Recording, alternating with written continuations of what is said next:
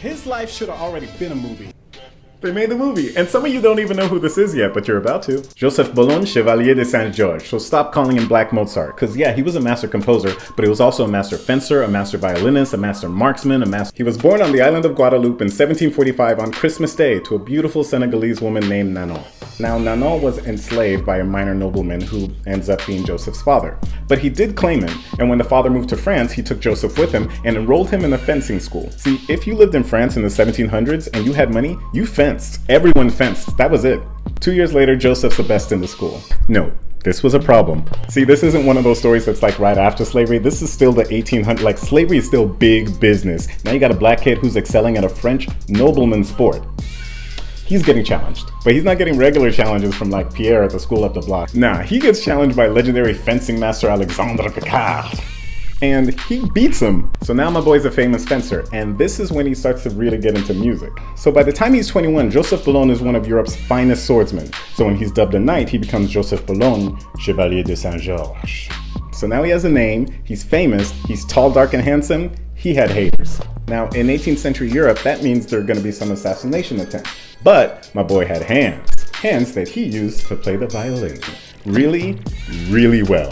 He was so good that his teacher dedicated some of his pieces to him. Then he's playing first violin in France's biggest orchestra, and he's playing concertos that he composed himself. 2 years later, he's directing the orchestra. One day he gets a letter inviting him to the royal palace, and it's signed by Marie Antoinette, who starts getting lessons from him. Now, when it became time for the Paris Opera to get a new director, Saint-Georges was the obvious choice. Even the king thought so. You know, he came highly recommended by Marie Antoinette. And I know some of you were trying to judge, but tell me you blame her. I'll wait. But then 3 of the opera's divas write this letter to the king, and so even though he's the most qualified person, they don't hire him. They don't hire anyone, they just leave the position open. Now later on in life, he's living in someone's mansion, and guess who comes to live there too?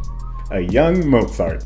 So real quick, this is why I say to stop calling him Black Mozart. 1, it's racist. But 2, Joseph Bologne was already a legit established musician before Mozart. He had already helped create a genre of music, symphony concertatis. Now remember that for a sec, symphony concertatis. So Saint-Georges was one of the people living in this mansion when Mozart came to live there. We don't know if they interacted, but we do know that Mozart heard Saint-Georges' second violin concerto. Because Mozart's first composition after leaving France was a symphony concertatis. And you can hear Saint-Georges' influence. He goes all the way up, the fingerboard, and then he drops all the way down here. Sounds like this. And the St. George Concerto, Opus 5, number 2, goes. There is a difference, it's half a tone higher. Mozart's in E flat and he's in E major. But they're identical and they're not typical passages used at the time. Nobody was writing at the upper register like that and then shooting all the way back down. That was Saint-Georges' style. And Mozart was never the colonel of Europe's first all-black military regiment.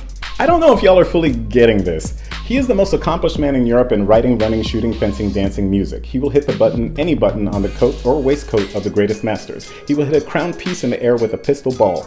This is from the personal diary of US President James Madison. He's talking about Joseph Bologne, Chevalier de Saint-Georges. Now, when you're one of the best everything in Europe, you make friends like Philippe d'Orléans. He introduces Saint-Georges to the Reformation movement, and this is when he starts to get into politics and abolishing slavery. So when the French Revolution rolls around, he shows up to fight, and they give him a command, and when word gets out that he's looking for soldiers, hundreds of black people across France show up to fight for him. Even a bunch of newly self-liberated Haitians showed up to fight in Légion Saint-Georges.